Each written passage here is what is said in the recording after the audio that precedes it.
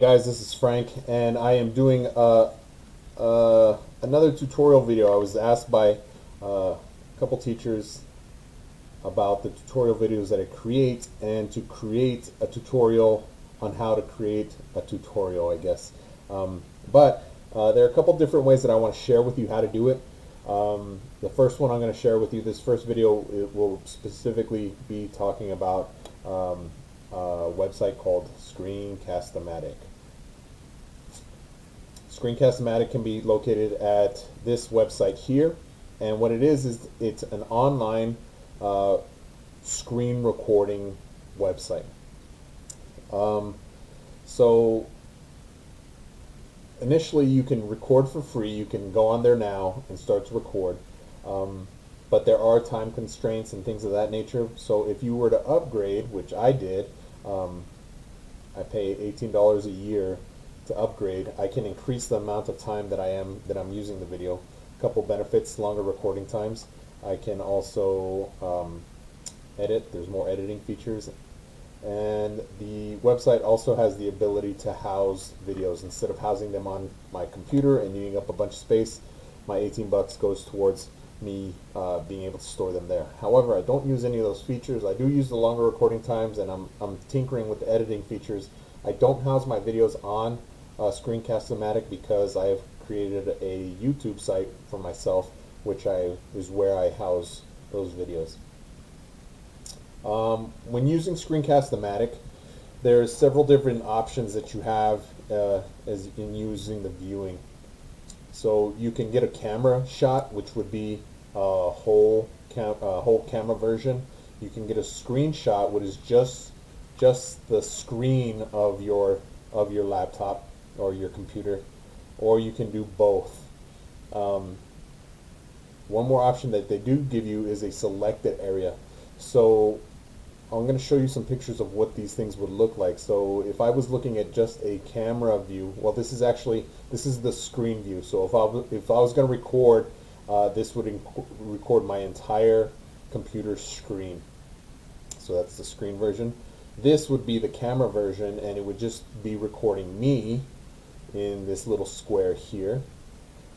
I can do both, which is what I'm doing right now. So your picture would be up in, you can move this screen around. You can move it into wherever you want it, but it would record both you, you and your camera and your screen. And then the other option is to have a selected area. So sometimes you can get a video that does not have, you can record what's in these dotted lines. So that way you're not getting all the extra stuff on the outside. This can be pretty convenient. So right now what I'm doing is I'm recording full screen, and I am doing both, so you can see my picture in the upper right hand corner. If you do have an additional camera, actually let's skip that part. I'll talk about the additional camera later on. So what you do is you get on, you hit record, and once you've said everything that you need to say, you would hit finish. And when you're finished, you are given several options. You can edit the video. You can quick share, which means that you would be able to get a link for it and be able to send that link wherever. Or you can save that video / upload it to either your computer or to your to the website or another destination if you have it. Those are your three options once you're done with the video. And the video, it's easy. It's hitting record and just starting to talk. So once you've finished and you've said everything that you need to say, I recorded this little portion. This was 13 seconds, and I was able to kind of show you and take screenshots of what you would see. Once you're finished, you will have three options, and you decide, I'm done. I wanna save this video. You have three options here, and those options were to save the video as a file, which would save it onto your computer. You can upload it to Screencast-o-matic, which would be housed in there, but that would be the upgrade. That would be with the upgrade. Or you can do what I do, and I upload it directly to YouTube. So I take this, and once I click on this button, I have this button that this appears, and here's where I can give the video a name, and I can say I want it to be public and it's an education video. It gives all the tags and stuff. And once I hit publish, it will send it to my YouTube account. It will upload to my YouTube account. So part of the benefits of it is, as I'm showing you this stuff, I'm using a PowerPoint. And so I put all these pictures onto a PowerPoint, and I'm recording straight from the PowerPoint. But if I end the PowerPoint here, I can go here, and it can be used to show a live version of what I'm looking at on my screen. So, I mean, just thoughts. You could take the kids to show the kids how to access their school website if they want to go to wherever. If you're having them look maybe in Mac and Via in the library, if you want to go to something within your website, maybe in MySISD, maybe you're having them access Clever or something along those lines. You can have it live here and go through the activity, show them kind of the process through here, which is live. This is my YouTube channel, so yeah, this is I can flip from screens and go back and forth, which is I really like. If I have another PowerPoint, maybe I can go to the PowerPoints here, and I can go give a lesson as I go through the PowerPoint, and kids will be able to see. I can go through and explain all these things here. So it is pretty versatile. I like it. This thing is only limited by your imagination. I'm going to go back to my PowerPoint that I was in here. A couple ideas for uses. Flip the classroom.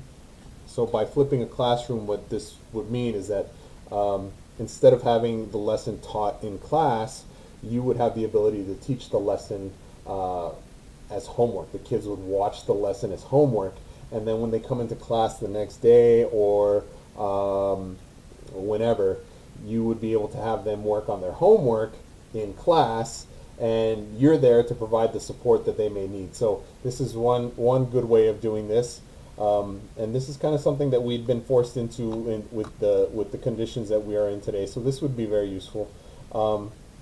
Another idea is for centers. So perhaps you have your centers or stations are set up, and you want to work with a particular group of kids at one station, but you need to provide instruction for another group at another station. So perhaps a video like this being made using Screencast-o-matic could be provided at a station where they would use, they would have laptops there, and you would still be able to provide instruction to another group despite the fact that you're not directly working with them. So I think that would be a great idea. If you have an additional camera, you can record demonstrations or examples that you may use using an Elmo or using, I happen to have a camera, an additional camera here, and I plugged this thing in and I was able to flip to this, choose this camera, and I was kind of trying to show you how you could write things out. Maybe you give them examples here.